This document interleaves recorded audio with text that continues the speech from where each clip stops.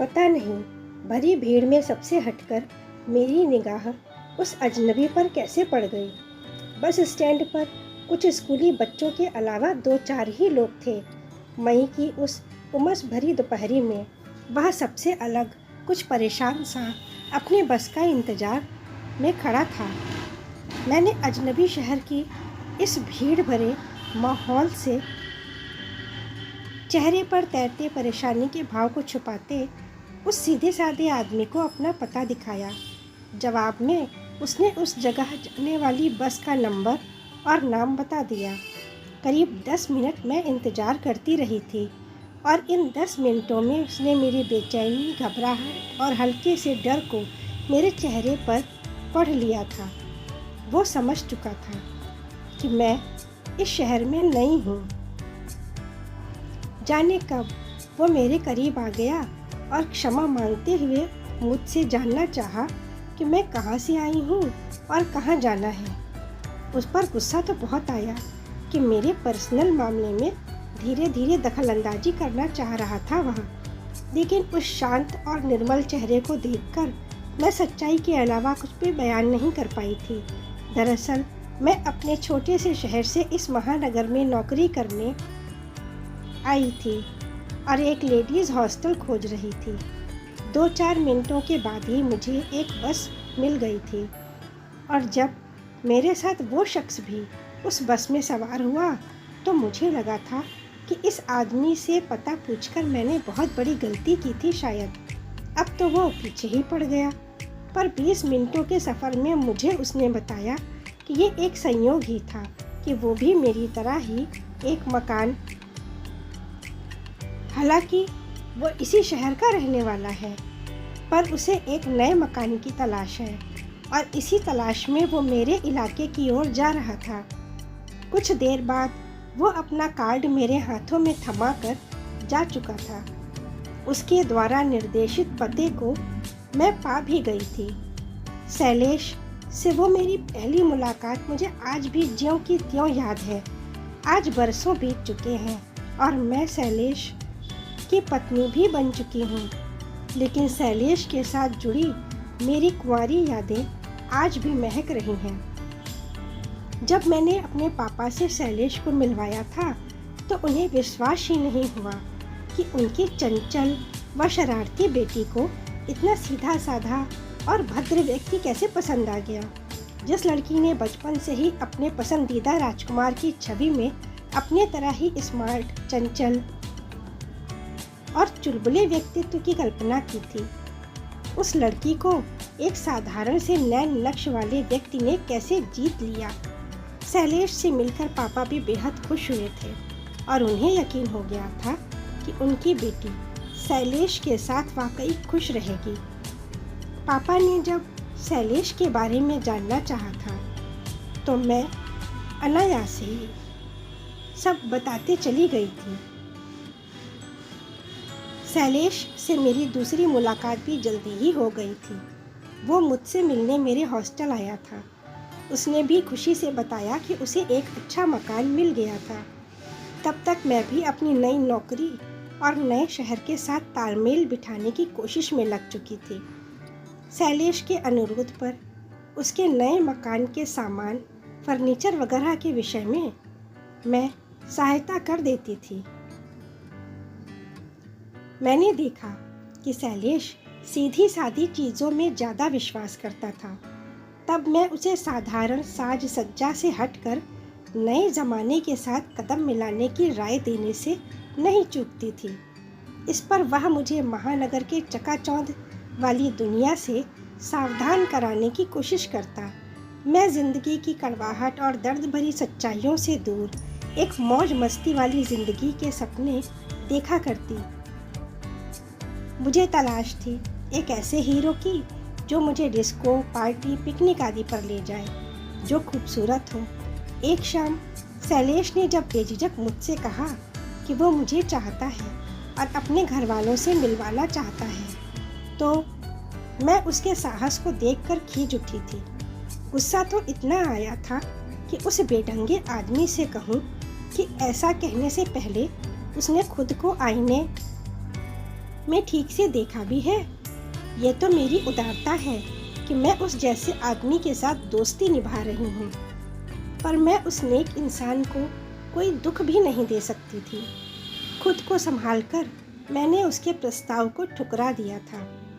उस समय शैलेश के चेहरे पर उठे भावों को मैं पढ़ नहीं पाई थी और ना ही उसे पढ़ने में मेरी कोई रुचि ही थी।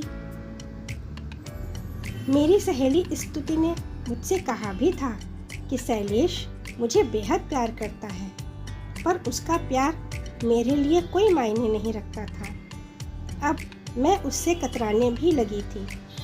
एक बार शैलेश ने किसी काम से मुझे अपने दफ्तर बुलाया था, पर मैं पहुंच नहीं पाई। बाद में शैलेश ने मुझसे पूछा था, खुशबू, कल तुम मेरे दफ्तर आने वाली थी ना?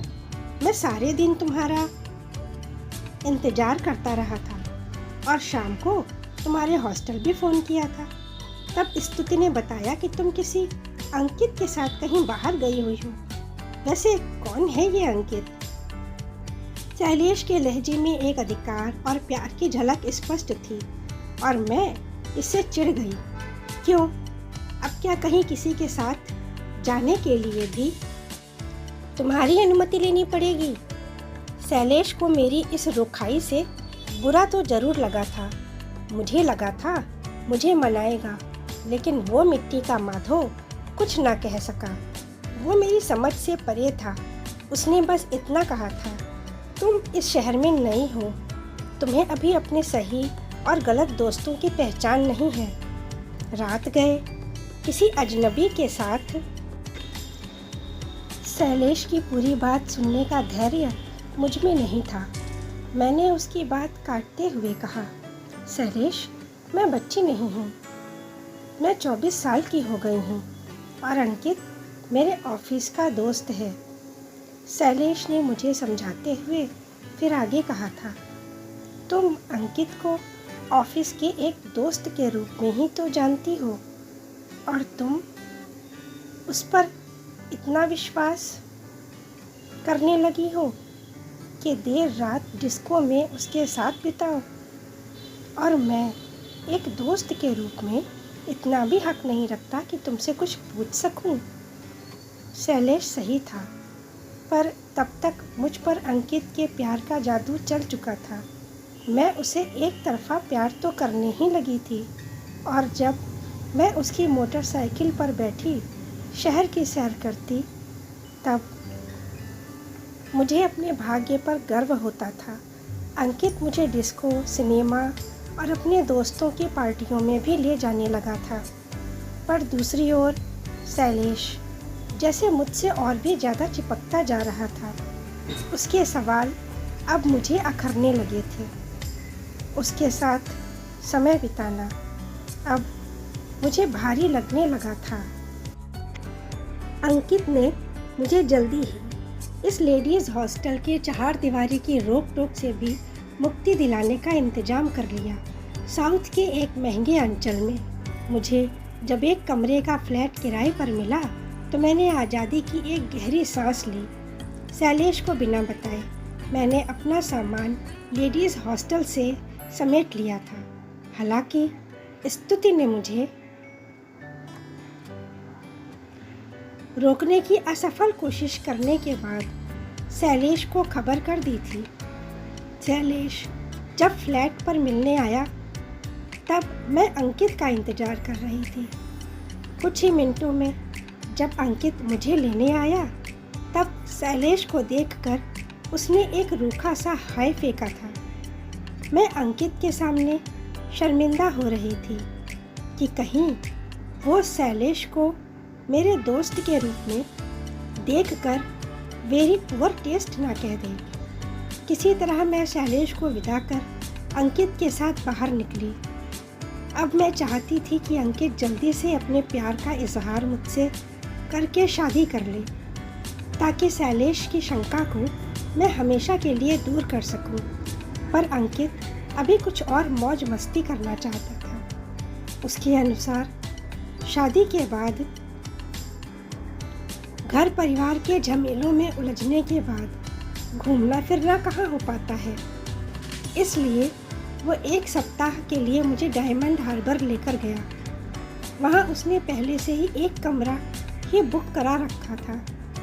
दिन भर की चहल पहल के बाद रात को जब उसने एक ही कमरे में सोने की बात कही तो मैं घबरा गई थी। मैं तब समझ पाई कि ऊपर से मैं चाहे लाख कोशिश कर आधुनिकता का रंगीन नकाब लगा लूं, अंदर से मैं अपने छोटे से शहर की एक भारतीय लड़की ही थी। मेरा दिल अब वहाँ से निकलना चाह रहा था, लेकिन अंकित मेरी अनुनय विनय को ठुकराता शराब के पैक बढ़ा रहा था। मैं अब अकेले इतनी रात गए यहाँ से बाहर निकलने की हिम्मत भी नहीं जुटा पा रही थी। तब मुझे शैलेश का ख्याल आया, जो मेरी हर छोटी बड़ी सही गलत बात को पूरी किया करता था। जब अंकित मेरे साथ बदतमीज़ी पर उतर रहा था तब मुझे एहसास हुआ कि पिछले 2 वर्षों की दोस्ती में शैलेश ने कभी भी मुझे एकांत में छूने की कोशिश नहीं की थी। और जब मैं अंकित से बचकर भाग रही थी तब शैलेश के सहारे की उम्मीद साथ थी। भागते भागते मैं बुरी तरह थक गई। सहसा अंधेरे में किसी चीज़ से टकराकर मैं गिर पड़ी और जब 2 दिनों बाद हॉस्पिटल में आंखें खुली तो शैलेश और स्तुति मेरे करीब थे और पापा बाहर बैठे हुए थे। मैं बिना कुछ कहे रो पड़ी थी और शैलेश शर्मिंदगी के साथ कह रहा था, मुझे माफ़ करना। मैं अचरज में बोल पड़ी थी, तुम क्यों शर्मिंदा हो? तुम क्यों क्षमा मांग रहे हो? वो इसलिए कि मैं सही समय पर तुम्हें अंकित के साथ जाने से रोक नहीं पाया था, वरना तुम पर ये मुसीबत नहीं आती। खैर, अब मैं तुम्हें अकेले कहीं नहीं जाने दूंगा। शैलेश ने अपनी बाहों में मुझे थाम लिया था और मैं पपक कर रो पड़ी थी। अंकित के गलत इरादे और स्पर्श को मैं नहीं भांप पाई थी। आज शैलेश का ये स्पर्श मुझे अपना सा लगा था। दोस्तों, कहानी पसंद आई है तो कहानी को लाइक अवश्य कर दें। नए हैं तो चैनल को सब्सक्राइब कर लें और अपने उद्गार, अपने कमेंट्स अवश्य लिखें। इसी से हमें प्रोत्साहन मिलता है। धन्यवाद।